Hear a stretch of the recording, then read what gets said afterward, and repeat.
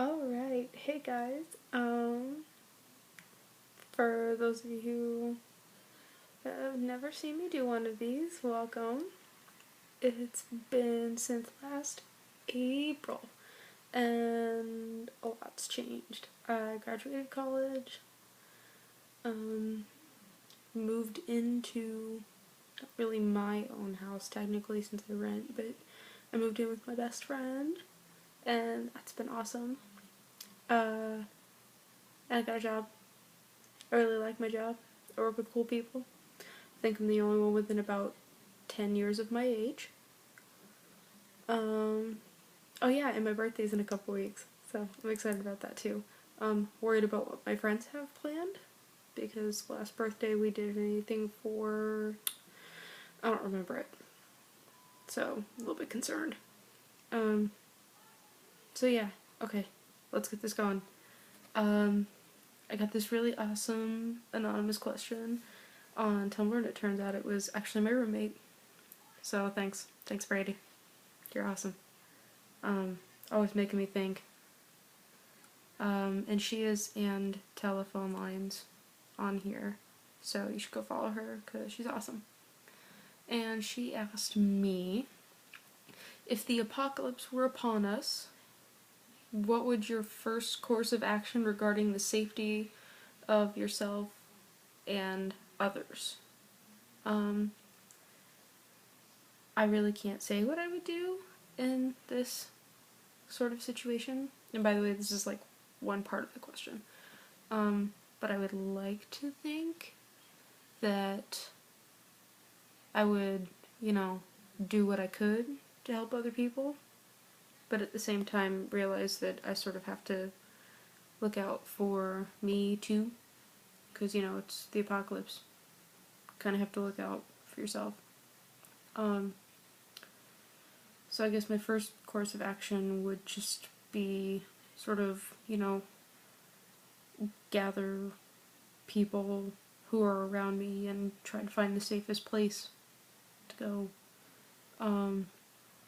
Would you be the person who follows the directions of the country in which you reside, or would you create your own plan and accept your fate from there? Well, it's the apocalypse. My understanding of said event is that the world's just going to sort of end, so why do what everyone else is doing? So I would probably wave my whatever flag in the dusty air, watch the tumbleweed roll by, and, I don't know, stare. Which sounds really stupid. I don't know why I just said that.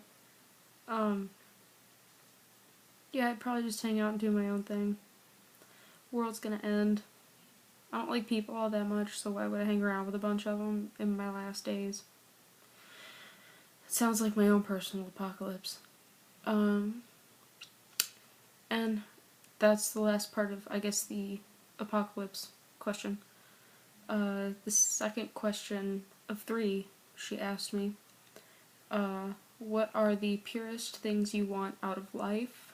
Everyone hopes for self-improvement. What would you improve, providing they are realistic goals? I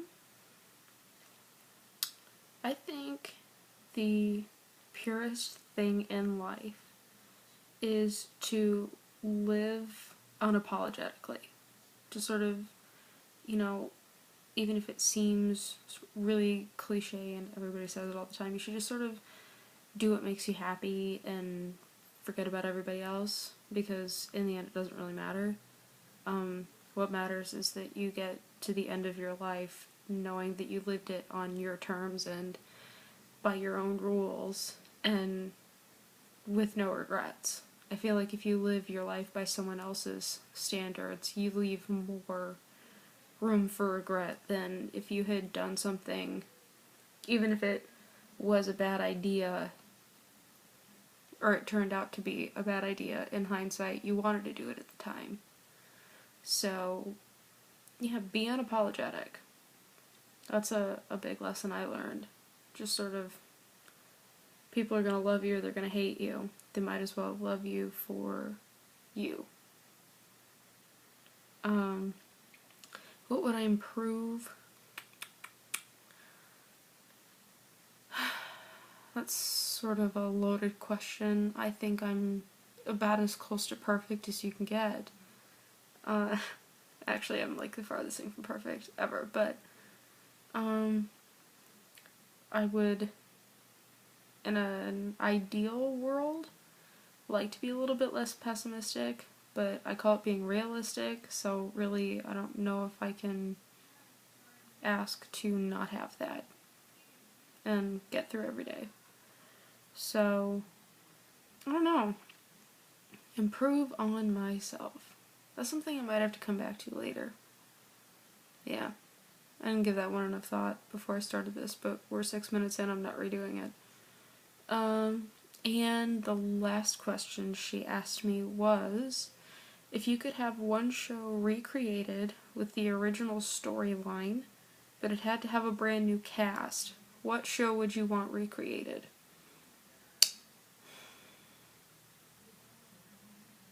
My initial thought was Glee, but for really mean reasons, so I'm not going to say it. And I should have prefaced that by saying that I was a huge fan of the show up until last spring, and then I decided I'd had enough. I might just have to stick with that one, though. I can't think of anything I'd want to change casting for.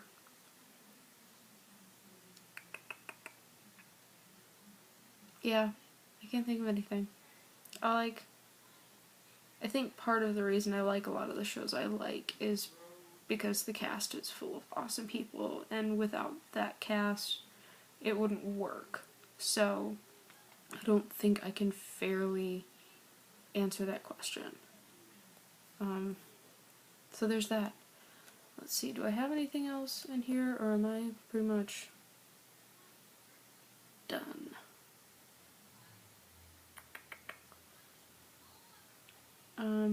Oh, Kelly, who is the other half of the K2 or K squared. How are we saying that? I don't really know. Awesome bomb. And you should be afraid of us because we're awesome. We are representative of the awesomeness of all of the Kellys in the world. She wanted to know why there was a hair stuck in the hinge on her keyboard to clarify the hair is not hers. And she also ended that saying by saying I asked for random questions, and that is indeed random, and one I also cannot answer. Because I don't know. I'm halfway across the country. Good luck figuring that one out. So, I guess that's about it. 8 minutes, yeah, I should wrap this up. I will talk to you another time.